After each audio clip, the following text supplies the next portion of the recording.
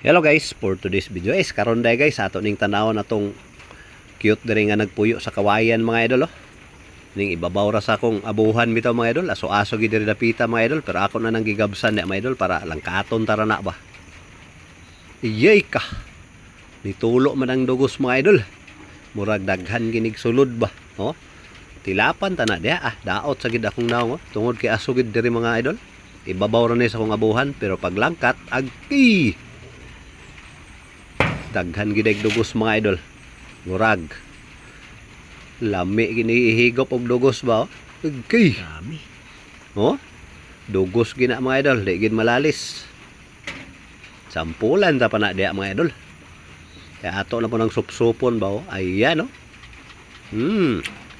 Katam es ayos. Kalami gitilapan na sa dangkamot. Ayan oh. Puro dugos gina dia mga idol. Gusto ko na nimo kat mutulo gid.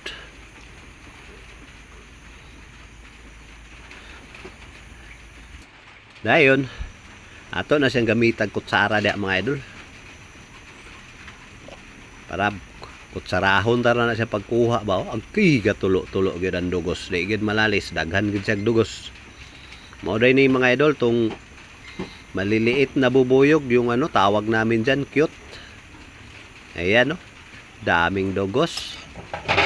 Pero andam na kugyahong na mga idol. Diya tanay butang karon. Dili lang na ako mapakita pag kuha mga idol kay lisod kaayo mag-video niya. Naatas-taas, so matagak na. Ato na nang ikat-kat mga idol. I hope nakasabot mo. Pero wa na. Nakuha ko na mga idol. Nasulod sa yahong ang mga dugos diha. Agi ka diha. Pero grabing tulo mga idol. No? Ayan. Kalami ini karon mga idol. Bisag pan lang ini mga idol. Butangan ni mong dugos. Agi, impas ang pan ini ba. Ayan no? Wow, daming laman mga idol. Agi, yan yung bahay nila mga idol oh. Dari na. Na. Mao na yan akong nakuha tanan dia mga idol.